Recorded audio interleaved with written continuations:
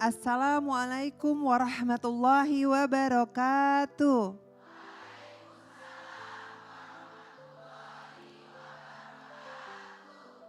Selamat datang dalam program Kajian Hati bersama Ustadz Hilman Fauzi dan saya Fairuz Arafik yang akan menemani para jamaah yang ada di sini dan pemirsa yang ada di rumah.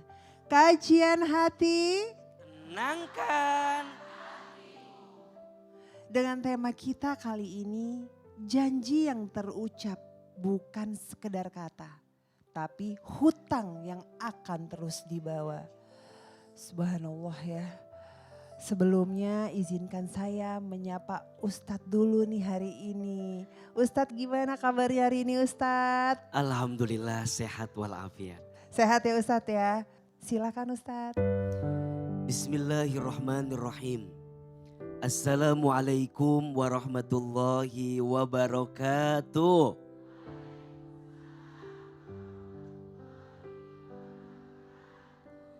Alhamdulillah. Wassalatu wassalamu ala rasulillah. La hawla wa la quwata illa billah. Amma ba'du. Bunda, hati-hati dalam berjanji. Karena setiap janji harus ditepati dan jangan diingkari. Rasulullah Shallallahu Alaihi Wasallam bersabda, ayatul munafikin thalasun. Ada 3 ciri orang munafik. Yang pertama, idza haddasa kadzaba. Apabila dia bicara dusta, bohong.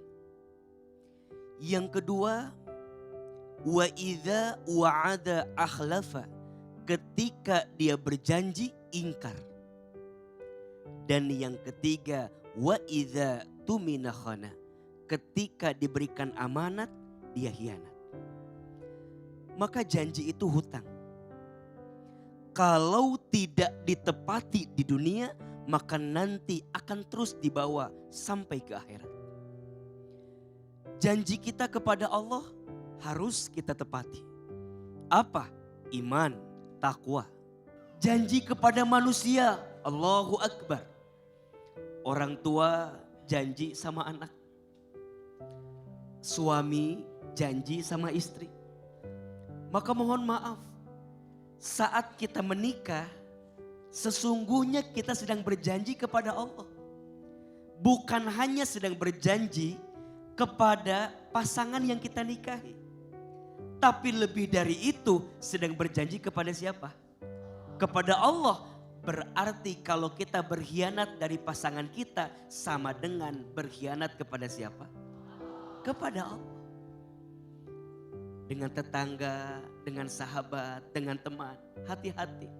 Mungkin ada di antara janji yang pernah kita ingkari. Dan jika ada, segera penuhi sebelum nanti kita kembali kepada Allah Subhanahu wa Ta'ala. Orang yang sering ingkar janji biasanya hatinya mudah gelisah. Betul apa betul? Maka ingkar janji itu dosa. Dan saat kita mengingkari janjinya, disitulah ada catatan dosa yang kita akan pikul sampai kita kembali kepada Allah. Yang kedua, orang yang suka ingkar janji itu dijauhkan dari kebaikan.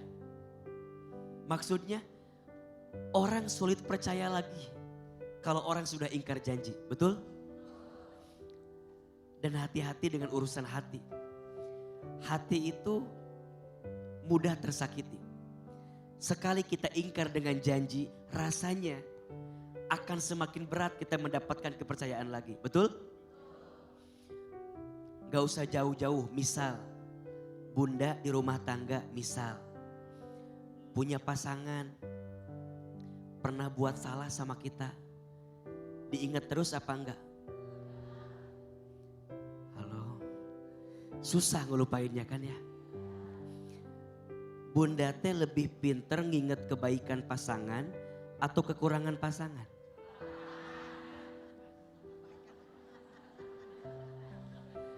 Apalagi urusan janji, betul?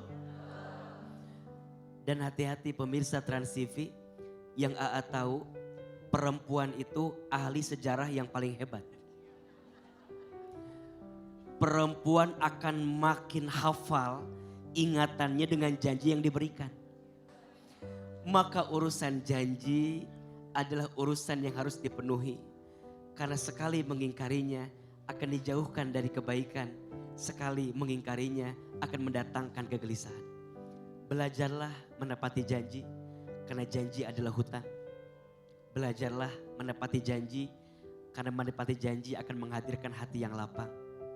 Belajarlah menepati janji, karena surga akan Allah siapkan untuk mereka yang pandai menepati janjinya. Suami belajar menepati janji kepada istri. Istri belajar juga menepati janji kepada suami. Maka percayalah, orang yang pandai menepati janjinya akan Allah siapkan kebaikan di dalamnya. Insya Allah. Kajian hati. Tenangkan. Bunda. Ada yang mau nanya? Pasti banyak ya, banyak tuh. Tunggu sebentar, sabar dulu. Karena hari ini kita ada bintang tamu, pasangan yang sweet banget, gemas banget pokoknya. Ada Rifki sama Bibi di sini. Agak deg-degan juga ya ternyata. Saya keluar dulu kali ya, Ustaz? Deg-degannya. Di sini nggak apa-apa? Jangan dong, Oh iya, tetap iya. di situ. Iya Ustadz, jadi saya nikah sama Rifki itu udah mau 9 tahun. Kebetulan pacarannya agak lama tuh Ustadz. Hampir 4 tahun ya perkenalannya. Dari aku masih kuliah, OTW mau lulus tuh. Dan memang berangkatnya aku bukan dari keluarga yang entertain, nggak tahu dunia perartisan. Taunya cuman kayak orang tua nyuruhnya kuliah, sekolah yang tinggi supaya pinter gitu kan. Tiba-tiba ketemu sama artis, duda, bawa anak. Dengan sejuta, iya dengan sejuta sensasi dan janji-janjinya Ustadz. Ada kok janji. Iya. Terus akhirnya Lunya kayak, aja kecintaan, Bi. bohong. Bohong Ustadz. Terus udah gitu. Banyak pendukung, gue supporter di sini, ibu-ibu ya saya. Terus udah gitu dari awalnya ditentang Ustadz sama keluarga kayak kenapa sih harus sama artis? Kenapa sih sama orang yang di dunia entertain? Kenapa sih anak gadis, anak yang dikuliahin tinggi-tinggi, yang diarahin supaya pinter, supaya bisa berprestasi gitu. Tiba-tiba milih sama artis, bawa anak. Maksudnya kayak mereka mungkin ya wajar Ustadz, maksudnya mereka nggak tahu dunia perartisan, mereka taunya artis dengan segala glamornya, dengan segala gosip-gosipnya. Terus udah gitu kayak ada tuh Ustadz, ada 1-2 orang dari keluarga, entah dari tante atau om yang menentang. Kayak menentang aku tuh Ustadz, kayak nggak boleh gitu, nggak boleh. Sedangkan aku kan masih punya ibu. Kebetulan papaku udah meninggal Ustadz, jadi masih punya ibu dan aku 7 bersaudara nih. Kayak mereka menyetujui, nggak apa-apa Bi. Dari tadinya nggak yakin sama Rifki, sampai akhirnya Rifki bisa meyakinkan dan era mereka yakin dan era mereka kayak ya udah Bi kalau emang ini pilihan nggak apa-apa jalanin gitu. Dan akhirnya alhamdulillah aku membuktikan. Insya Allah, insya Allah. Iya alhamdulillah ya masih proses membuktikan 9 tahun kita nih bentar lagi 9 tahun alhamdulillah berjalan dengan baik gitu Ustadz. Tapi yang mau aku tanyakan, aku tuh dosa gak sih Ustadz? Karena semenjak aku mau menikah sampai sekarang, aku memberi jarak kepada keluargaku itu. Kayak karena terlalu menyakitkan kan Ustadz. Maksudnya kayak terlalu menyakitkan buat aku kalau ibuku saja sudah merestui, keluargaku aja sudah merestui. Kenapa kalian masih di belakang nih masih ngomongin yang gak enak? Aku memberi batas Ustadz sampai detik ini gitu. Maksudnya kayak aku sudah memaafkan tapi aku gak bisa lupain gitu. Itu gimana sih Ustadz? Itu aja sih dulu yang pertama. Masya Allah. Jadi ini pasangan rumah tangga yang Masya Allah ya. Masya Allah. Virus kita juga lihatnya iri ya Bu ya. Jadi Kak Rifki dengan Kak Bibi sudah berumah tangga berapa tahun? Terus gimana prosesnya? Tahun, sayang. Boleh silakan. Jadi Ustadz, ya saya kebetulan nikah sama Bibi, itu pernikahan saya yang kedua Ustadz. Pernikahan saya yang kedua, insya Allah yang terakhir ya ibu-ibu ya, insya Allah yang terakhir ya doain ya. Terus saya membawa satu anak dan sekarang anak saya dari Bibi umurnya itu 6 tahun. Yang pertama itu umur 15, bedanya lumayan jauh Ustadz, lumayan jauh. Dan mereka mungkin karena sama-sama anak cowok, jadi suka berantem Ustadz. Iseng, yang adiknya juga iseng, abangnya juga jadi kayak, apaan sih lo? Gitu, apaan sih lo? Kayak begitu Ustadz. Nah saya di situ sebenarnya memposisikan kayak, ayo lu berdua bisa akur nggak gitu sih? Tolong deh lo akur deh gitu. Dan itu pertanyaan Rifki ke Ustadz, gimana sih Ustadz yang benar buat mendidik anak, dan karena mereka kandung kan Ustadz, satu ayah gitu, kandung gitu kan, jadi sama-sama Balwel gitu namanya. Jadi saya pengen membuat mereka akur, tapi apakah saya harus keras, apakah saya harus sok cuekin mereka, apa harus soft? Menurut Ustadz baiknya seperti apa Ustadz? Masya Allah loh. Nah kalau untuk Bibi sendiri nih, waktu nikah sama Rifki kan, Rifki udah ada anak nih. Saat itu usianya berapa ya berarti waktu pas nikah? Pendekatan dari pas sebelum nikah tuh umur? Si Acen ya? 24 Kak. Bukan 24. Acen. Acen. Acen mungkin 3 3 tahun, tahun, setengah, 3 tahun. 4 tahun tahun kayaknya. ya. 3 tahun. Nah usianya 3 tahun. Terus tiba-tiba masuk nih ke kehidupannya Rifki. Itu gimana caranya sampai akhirnya bisa diterima dan sedekat sekarang gitu, yang aku lihat tuh gimana? Itu senjata gua itu, virus. Deket banget sekarang. Deket Anak banget lucu Bu, kan? anak lucu ganteng ya kan. Coba-coba bikin video kirim salam sama Tante Bibi. Ngerayunya ya, ngerayunya gitu. Ya kan Bu, Jadi masuk dia Bu, masuk dia Bu. Oh jadi senjata bapaknya ke ibunya. Nah sekarang begitu Bibi udah jatuh cinta nih, pasti kan harus mendekati anaknya juga nih. Kira-kira tuh prosesnya tuh gimana sampai akhirnya bisa sedekat sekarang? Kalau aku ya, maksudnya kalau aku emang suka anak-anak pertama, dan jujur emang awalnya susah. Lebih susah ngedeketin ibunya dibandingin anaknya. Kayak aku yakin sama Rifki dan mikirnya kayak ini anak kecil ya memang harus disayang.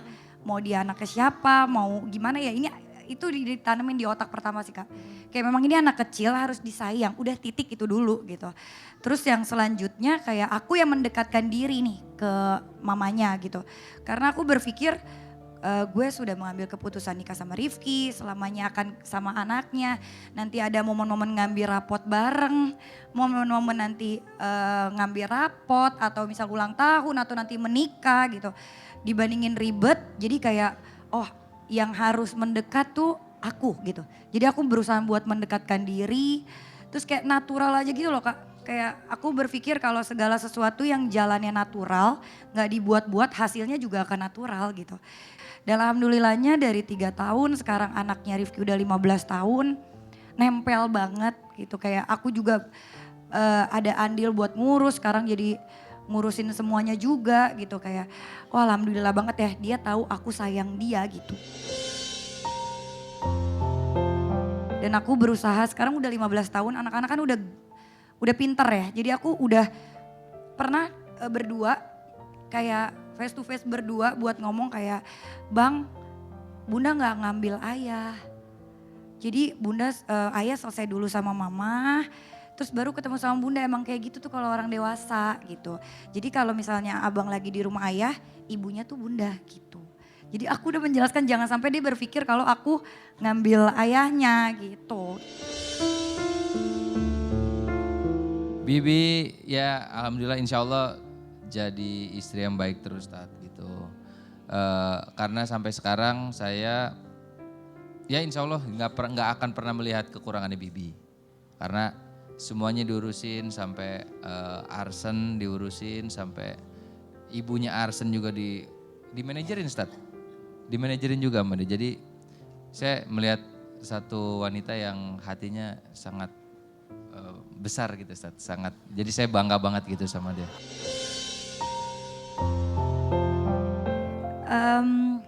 Rifki tuh bager banget Ustaz, baik banget gitu, baik banget. Dan aku masih berusaha buat membuktikan kalau nggak semua pemain sinetron, nggak semua artis itu seperti stigmanya orang-orang yang awam gitu kan. Maksudnya masih banyak kok orang-orang yang baik gitu, masih banyak artis-artis yang nggak seperti itu juga gitu. Rifki baik banget, Rifki adil banget. Aku pengen dia sehat terus. Terus terima kasih. Aku banyak kurangnya tapi diterima dengan baik. Enggak karena dia duda dan punya anak. Jangan nangis dong. Enggak dong, enggak karena dia duda punya anak terus aku yang bersyukur gitu. Enggak Ustadz. Kita sama-sama bersyukur, dia baik banget. Aku lebih banyak kurangnya dibandingin Rifki. Dan dia terima aku apa adanya. Gitu aja sih. Makasih. Aku beruntung loh. Yang aku takutkan kalau Rifki duluan atau kalau aku duluan gitu. Kalau Rifki duluan tuh aku takut kayak gimana ngedidiknya nih gitu. Gimana ngedidiknya dua anak ini gitu. Mungkin aku bisa mendidik anakku yang kedua gitu. Tapi gimana cara nanti kalau Rifki gak ada menyatukan dua anak ini tetap tahu kalau mereka tuh bersaudara gitu Ustadz. Gak ada bapaknya lagi gitu. Itu yang ditakutin, makanya ya Allah doanya semoga kita panjang umur ya Ustadz. Amin, amin, amin, amin. Yang ditakutin ya itu maksudnya kayak aduh anaknya masih kecil-kecil gitu. Kepengennya langgeng, kepengennya bisa tua sama-sama. Amin, gitu. amin.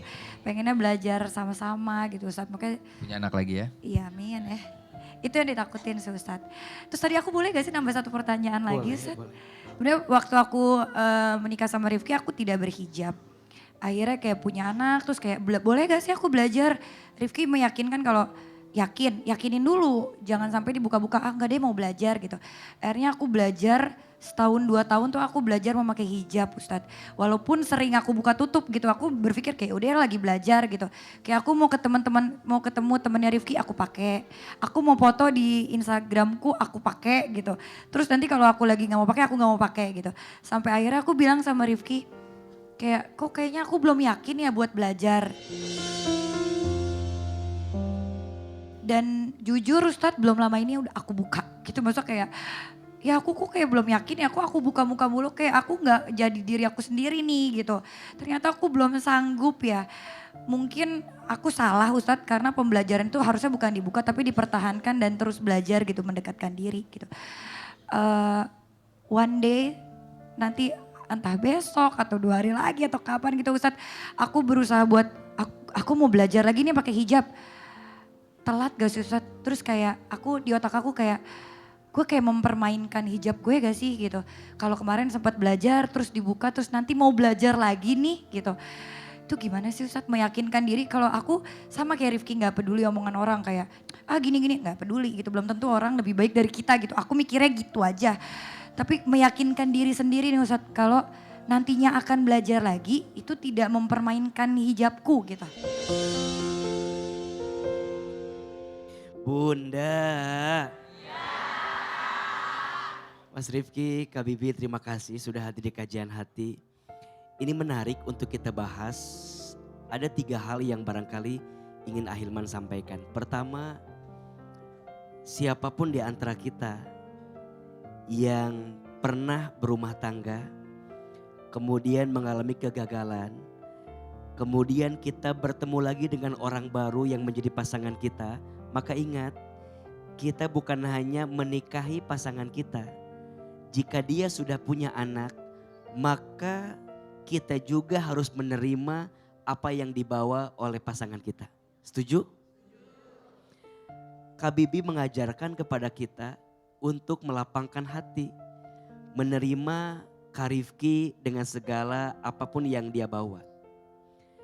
Dan ini menjadi penting. Karena menikah bukan hanya menyatukan dua hati yang saling mencintai. Tapi menikah itu menyatukan dua aku menjadi satu kita. Itulah yang menjadikan rumah tangga itu akan mendapatkan keberkahan dan kebahagiaan.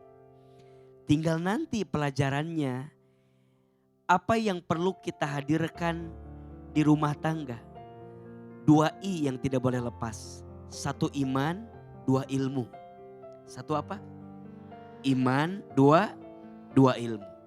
1 iman, kita harus percaya bahwa jodoh, rezeki adalah takdir yang sudah Allah tuliskan dan Allah tetapkan. Apa yang Allah takdirkan untukmu tak akan pernah pergi darimu. Dan apa yang Allah tidak takdirkan untukmu tak akan pernah menjadi milikmu.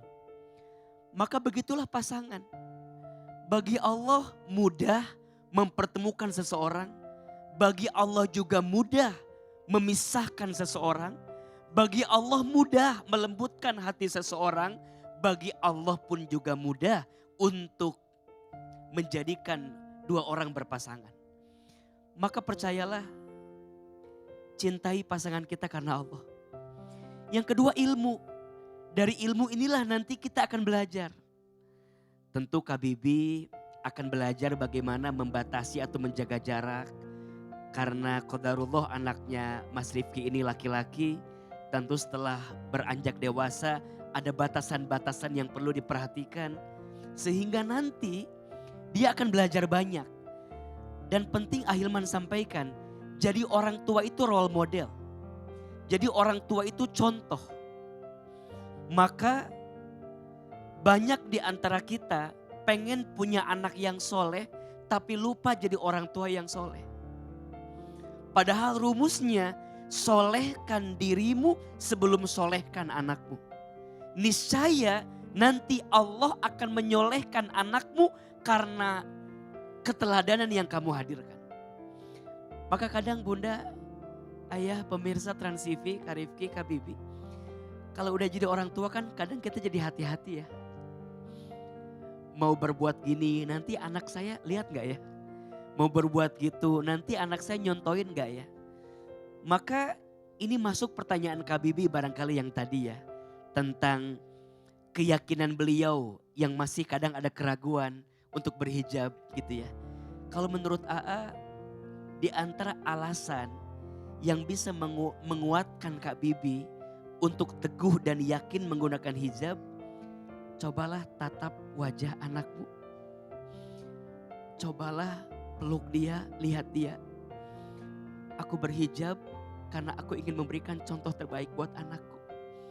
Agar kemudian dia nanti tumbuh dalam kebaikan. Kalau urusan hati memang tidak bisa kita paksakan. La ikraha fid dini qad tabayyana rusdu minal ghad. Tidak boleh ada paksaan dalam beragama, betul? Harus berangkat dari keyakinan, setuju? Dan bagi AA, keyakinan terkuat saat kita melangkah dalam kebaikan ketika kita melihat orang-orang yang kita cintai. Saat kita melihat orang-orang yang kita sayangi, itulah nanti yang akan menguatkan kita.